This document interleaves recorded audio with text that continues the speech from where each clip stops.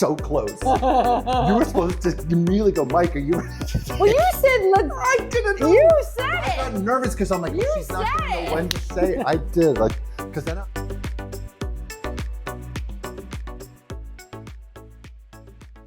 Hi, everybody. Welcome. Today, we're really excited because I'm here with my baby sister, Bonnie, who you may know from some of our other videos, and we're going to be going over her wonderful houseplant here, the money tree. We're going to give you an updated 2025 plant care advice on taking care of this plant. We've done a video in the past, but we just want to bring you to 2025 and give you some more additional information about the plant. So, Mike, are you ready to dig in? Sure am, Bonnie. Let's grow. Go straight.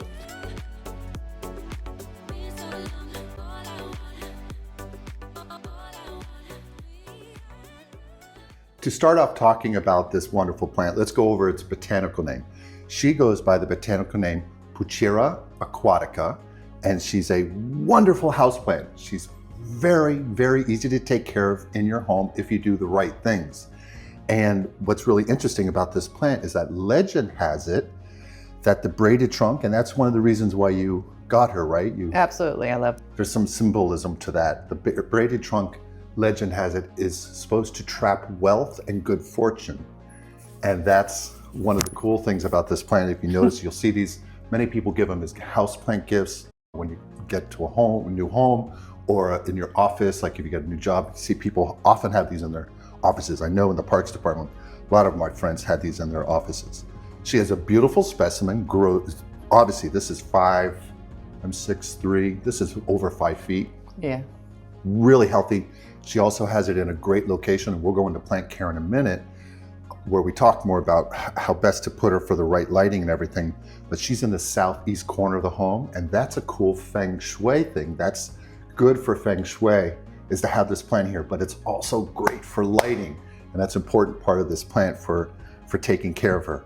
She has these really cool palmate leaves, and they shoot out like this. And Bonnie will bring you up close so you can see this is new growth coming out here and here. Just really cute.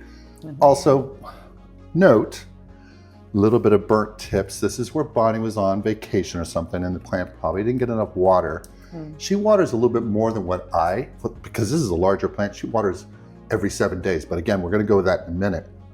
But if you notice leaf tips like this, that's not typical, and it's not a problem, it just happens sometimes, like, life happens.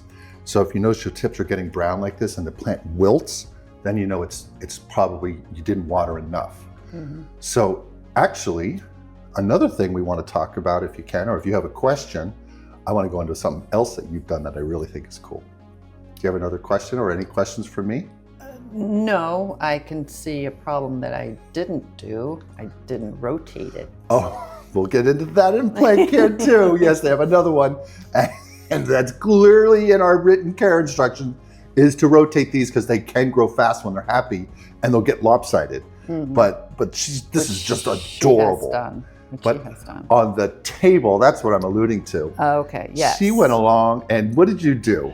I did propagate had my little babies here. And you can see there's actually some new ones that are going to be coming up down here.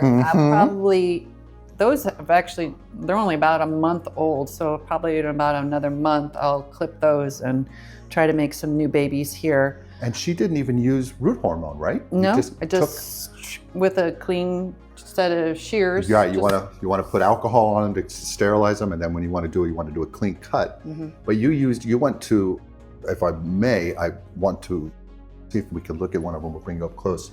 You want to get one that is starting to turn to not just the soft green, but a little brownish. And it's ideal to cut them there, because that's where it's starting to harden and where the plant will most likely kick out the new roots when you put her in your planting medium, a seed starter mix. And I just popped them right in there, made a little hole, popped them right in there, and let them go. Yeah. And you had what % success rate? So far, I have probably about 50–60%. I've done these, I have 2. I have probably another 5 or 6, and I have probably 5 or 6 that died too. So, yeah, but that happens. That's pretty good, actually. I mean, with root hormone, you're probably going to increase those odds. But this is like a really hardy plant, and it's very easy to propagate. And these would make super cute little gifts, like to me, and your brother. No, these are mine. So now that we talked about that, we're going to rotate over into plant care and tell you how to take care of this beautiful houseplant in your home. So let's go on to that step. Okay, on plant care, let's first talk about lighting.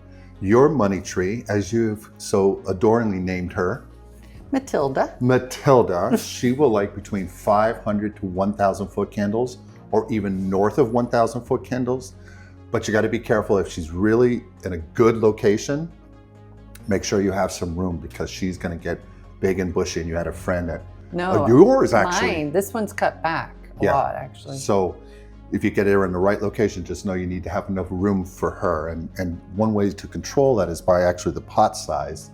If you have them in a smaller container, they're not going to get as large because they won't have the nutrients and the ability to grow so big. But it's just such a beautiful houseplant. The significance of the legend and lore about it is really cool. I'm digressing back to plant characteristics again, but on lighting, that's a good thing is to have higher light. Now on soil mix, we recommend a 2-1-1 mix. Okay. And that's going to be 2 parts potting mix, indoor potting mix. We like Miracle Grow, but you can pick your own. Spoma has some and others. And 1 part perlite and 1 part worm castings. And you mix that together and it forms a real nice soil mix for the plant. And on watering, we recommend what? 7 to 10 days. 7 to 10 days. And we're actually, Bonnie's going to water today because she's looking a little thirsty. And this is what she uses, like, I guess is 18 ounces. About the size that I water every day. Just like slurping it up. And it's good to go all the way around the plant. And you want to water well. You want the water to drain all the way through. Very important. You don't want to just water the top part. I don't recommend putting ice cubes or any of that type of stuff that people do. I'd rather you just water it at the duration and the time you need to, and water well. So the water goes all the way through. So the roots so it just goes all the way through and out to the saucer. So now that we talked about that, we're going to talk about temperature and humidity. She likes regular home humidity of 40% and on temperature somewhere between 68 and 80 degrees. Cooler the better for us because I'm always running hot. But the plant will do well in a typical home with AC, meaning that's typical where you have those ranges in the 70s for the temperature, and then humidity will be typically around 40-45% with home AC units and the dehumidifying effects of those.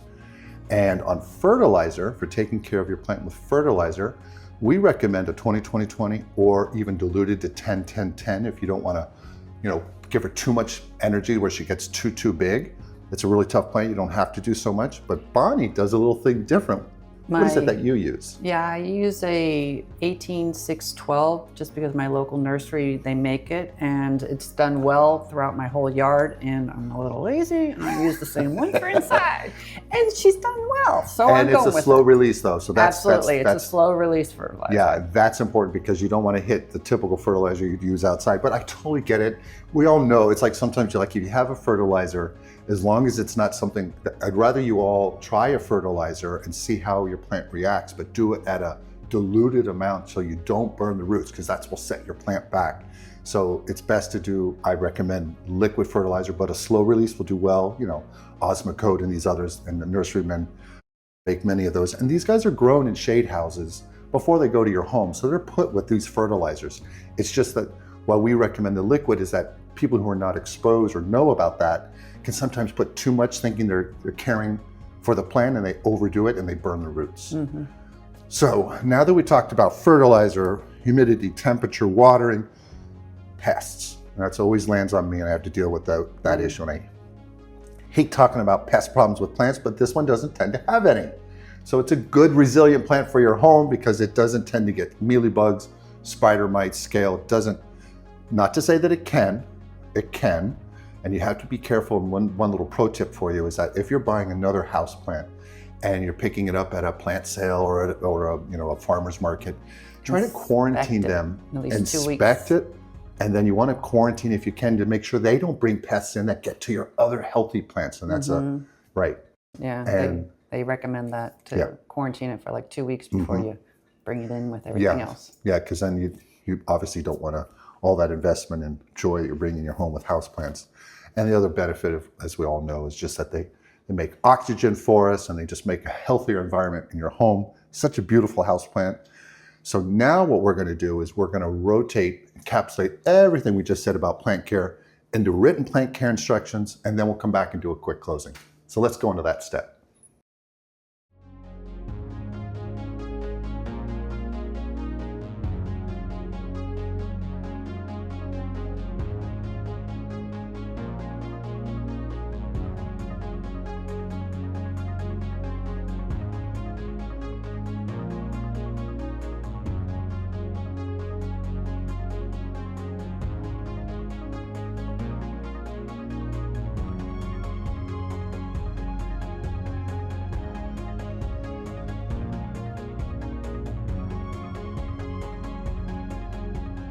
Well, thanks for joining us today.